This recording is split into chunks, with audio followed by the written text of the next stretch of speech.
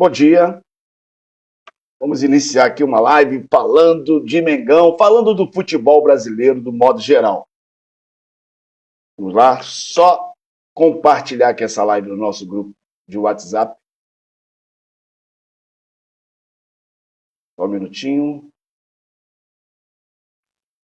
Compartilhar aqui no nosso grupo de WhatsApp.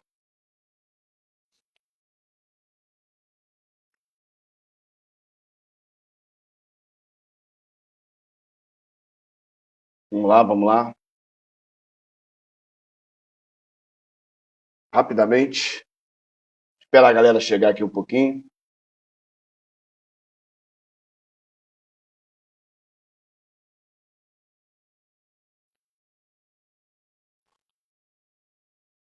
Só um minutinho para a gente concluir aqui.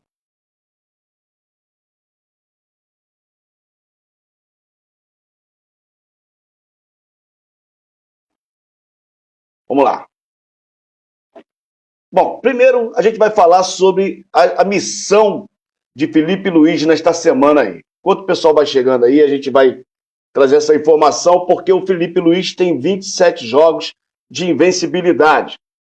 Isso quer dizer o seguinte: com mais 2 jogos sem perder, precisa nem vencer, sem perder, o Felipe Luiz alcança a invencibilidade que Jorge Jesus alcançou aqui no Flamengo em 2019, 2020.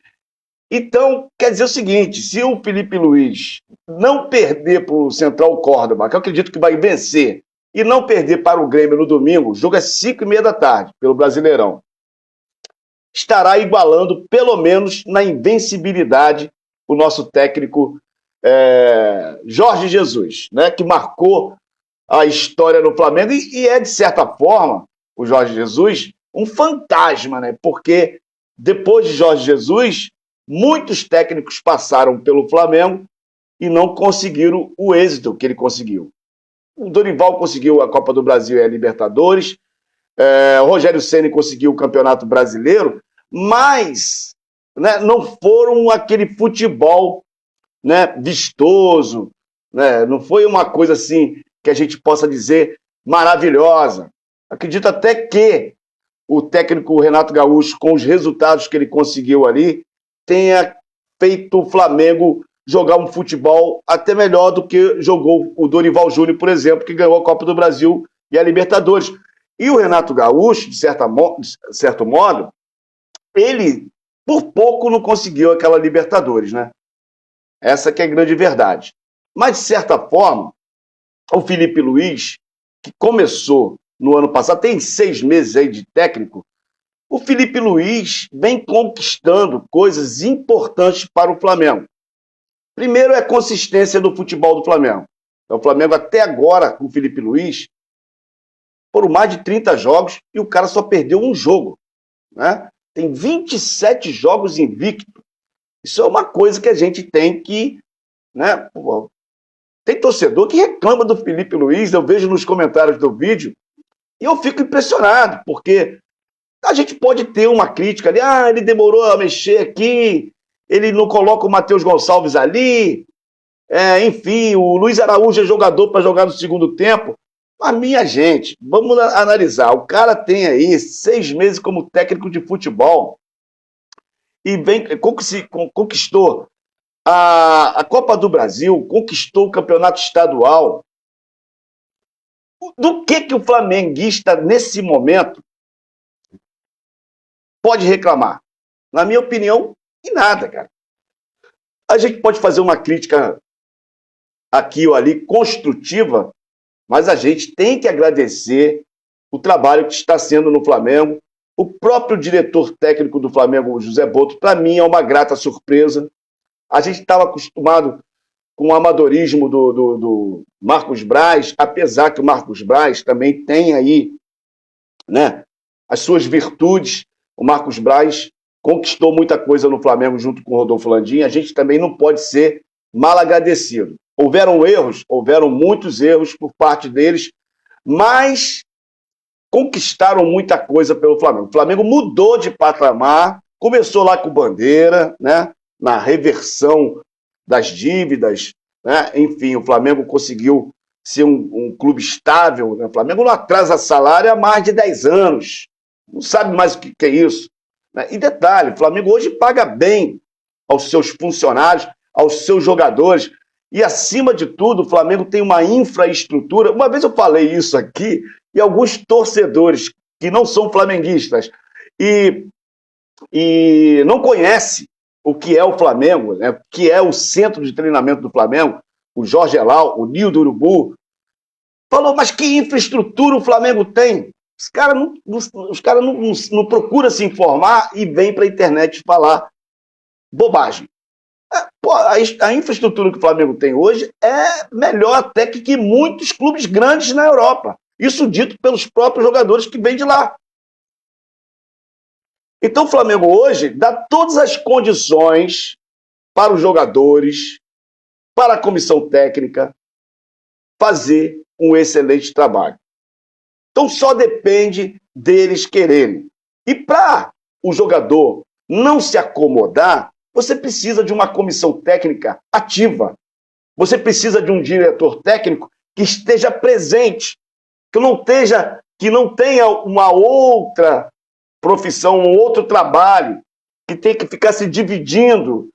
Né? Não, é profissionalismo. O cara é diretor técnico do Flamengo, de futebol do Flamengo, ele tem que estar ali, presente. Qualquer problema que, porventura, aparecer ali, o cara já tem que estar atento para resolver e não deixar a coisa fluir, a coisa crescer e o ambiente se desmoronar. Por exemplo, agora a gente viu, só para falar rapidamente sobre esse assunto, o dono lá da SAF do Corinthians, Pedrinho, né? Acho que o nome dele é Pedrinho, se eu não me engano. Enfim, falou que eles contrataram mal, muito mal, né? Que eles erraram nas contratações. E aí, você fica pensando, eles contrataram o Gabigol, Fabrício Bruno, o Dudu, do Palmeiras, entre outros jogadores.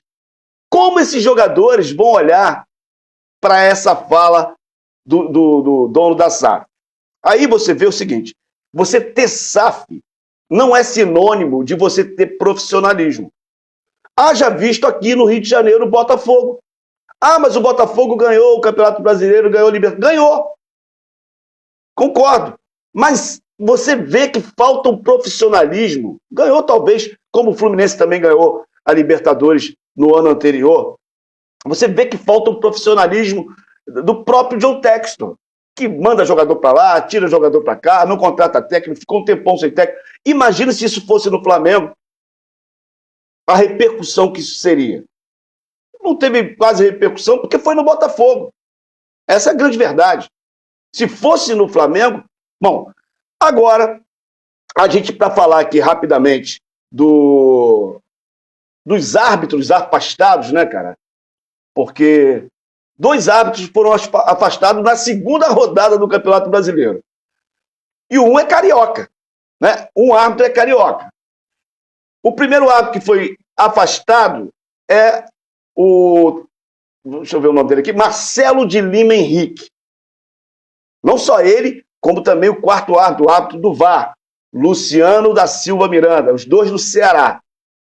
Né? Eles deram aquele pênalti inexistente para o Palmeiras. Eu fiz um vídeo sobre isso, está aqui no nosso canal. Então, quem puder, deixa aí. Bom dia aí, Leonardo Sabino, de João Pessoa, na Paraíba. Laércio Souza também está por aqui. Grande abraço a vocês, muito obrigado pela presença. Minha primeira live diretamente aqui do Facebook, tá? Minha primeira live. E vou tentar fazer todos os dias, nesse mesmo horário aí, entre 10h30 e 11 horas da manhã. Bom, é o seguinte, e o outro árbitro que foi afastado foi o Bruno Arleu de Araújo, do Rio de Janeiro, e o Afro Rocha de Carvalho, da Paraíba.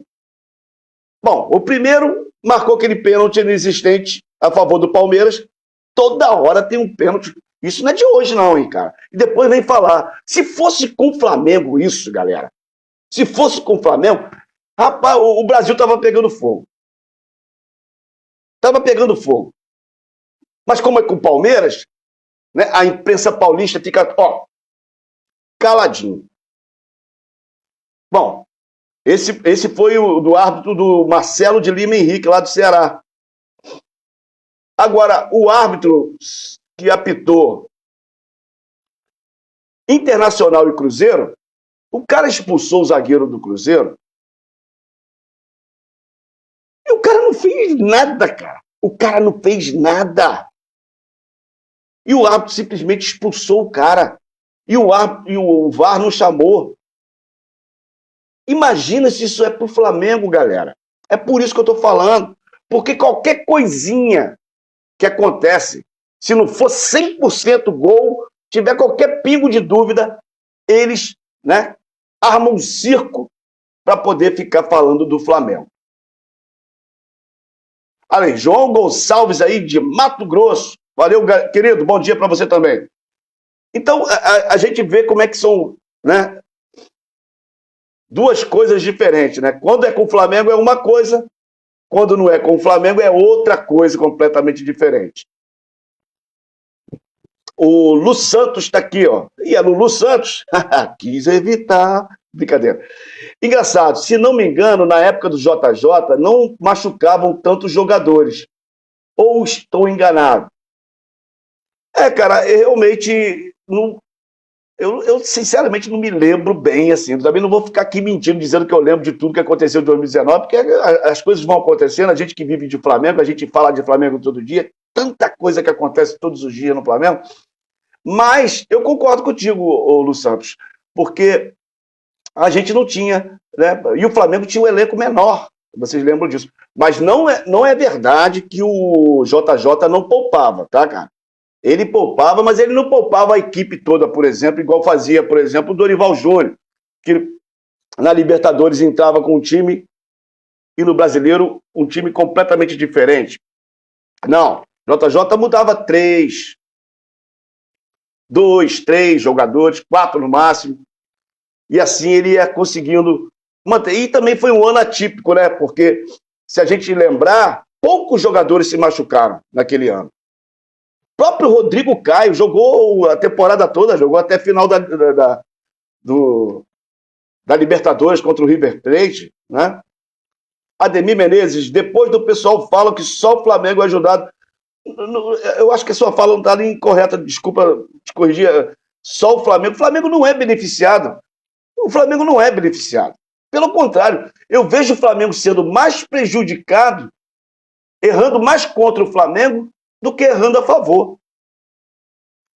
Se você for pegar as estatísticas, porque eu não tenho aqui agora, eu vou ver se consigo essas estatísticas do VAR em benefício de clubes para a gente trazer aqui amanhã. Às 10h30 da manhã, eu vou fazer essa live aqui de novo com os senhores e as senhoras. E a gente vai trazer essa estatística, porque é importante a gente estar sempre esclarecendo. Muita gente não entende o meu trabalho. Eu tenho canal em todas as plataformas, né? Inclusive no YouTube, por exemplo, a gente está chegando a 25 mil lá no YouTube. Enfim, o meu trabalho, às vezes eu pego um apresentador que está falando mal de Felipe Luiz, ou falando mal do Flamengo, ou um comentarista que fala uma besteira. Aí alguns torcedores chegam para mim e falam assim: cara, você tem que parar de dar ibope para esses caras. Meu amigo, esse é justamente o meu trabalho. Eu estou aqui para defender o Flamengo, eu não estou dando ibope para ele, eu estou falando para a torcida do Flamengo. Eu estou aqui para defender o Flamengo. Agora, se o Flamengo também estiver errado, eu também tenho consciência de chegar aqui e dizer: o Flamengo errou aqui. Entendeu? Mas a minha missão, o que eu quero fazer como criador de conteúdo, jornalista, eu quero defender o clube. Eu sou clubista, mas consciente. Eu sou clubista, mas consciente. Se o cara falar uma verdade, tudo bem, ele está falando a verdade. Agora, se o cara falar uma mentira, eu vou rebater. Eu vou rebater.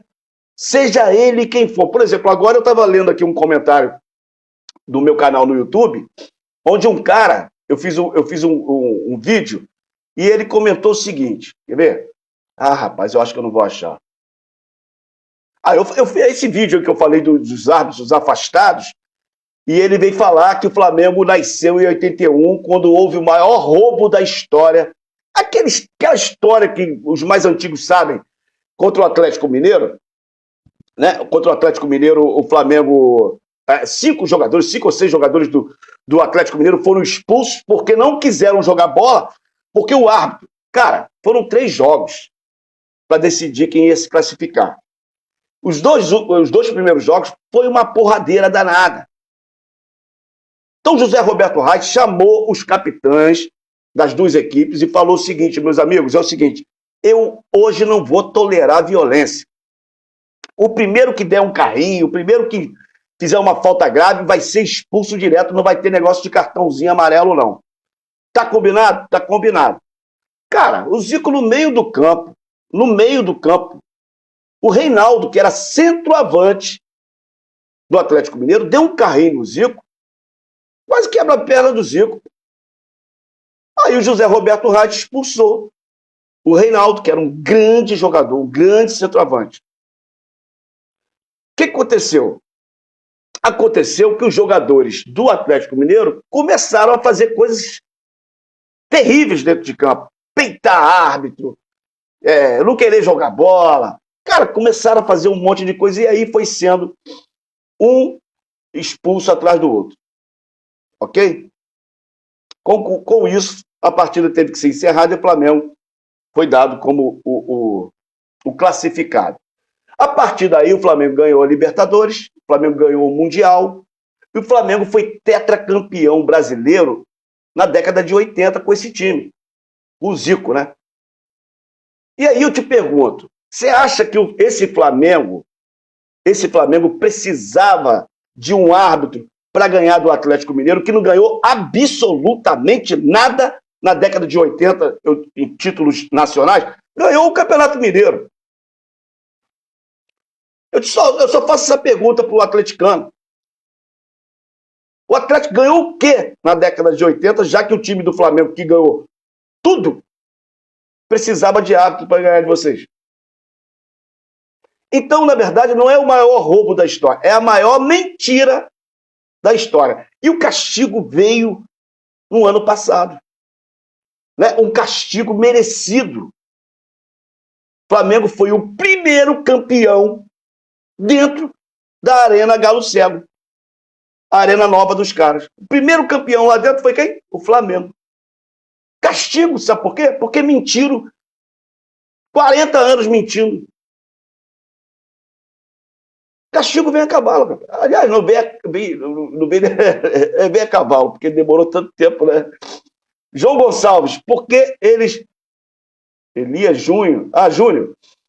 Fala tanto mal de Felipe Luiz e viu que ele falou, treinador da Vitória. Não, eu fiz um vídeo aqui, tem aqui um vídeo na plataforma, porque ele é um palhaço. Um palhaço.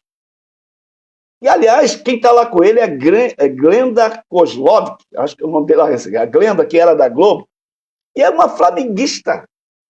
Parece que ele fala para irritar ela, né? O Eli Júnior é um bobo alegre, né, cara? Um bobo alegre. Ninguém vê Elias Júnior, ninguém vê esse programa dele. A gente que traz aqui para poder dar uma porradinha de vez em quando, né, parceiro? A gente não pode ficar escutando esses caras falando tanta barbaridade, tanta besteira, né, cara? Sem querer desmerecer aí o Thiago Carpini, né? Técnico do Vitória, não estou aqui desmerecendo o cara não tem nada a ver com isso. O que ele ganhou? Para ser melhor técnico, mais experiente, igual ele falou lá, mais cascudo. Cara, tem mais experiência porque é técnico há mais tempo. Mas será que ele tem mais conhecimento? Porque conhecimento requer dedicação. Entendeu? Para você ter entendimento de uma coisa, você tem que se aprofundar nela. E como é que ele sabe se o Thiago Carpini se aprofundou, se o Roger Machado lá, o técnico do Internacional que ele falou tanto, que só ganhou o campeonato estadual até hoje, se aprofundou e tem esse conhecimento todo? Então ele está falando para poder provocar a torcida do Flamengo, porque ele é São Paulino, se eu não me engano. E os caras de São Paulo não gostam do Flamengo, porque o Flamengo cá entre nós, quer você queira, quer você não queira, seja torcedor do Flamengo. O Flamengo é o maior clube do Brasil, em todos os aspectos. O Flamengo é um clube poliesportivo. O Flamengo tem todos os esportes lá. E isso dói. Isso dói no coraçãozinho dele lá. Porque São Paulo é a maior economia do Brasil. Mas o maior clube do Brasil e a maior torcida é o Flamengo. Entende? É isso. Aí eles ficam, o Babaca Neto fica falando que a torcida é terceirizada. O Elias Júnior fica desmerecendo o nosso técnico. O outro da UOL lá fica falando da tragédia do Ninho do Urubu. Você entende? Aí os atleticanos ficam falando que o Flamengo fez o maior roubo da história lá da década de 80, que é uma mentira. Acabei de contar a história para vocês aqui. A história é verdadeira. Então eles usam essas artimanhas para tentar diminuir o Flamengo. Mas isso é inveja. É por inveja. Eu sei que é um sentimento baixo, mas é a mais pura verdade essa questão de que realmente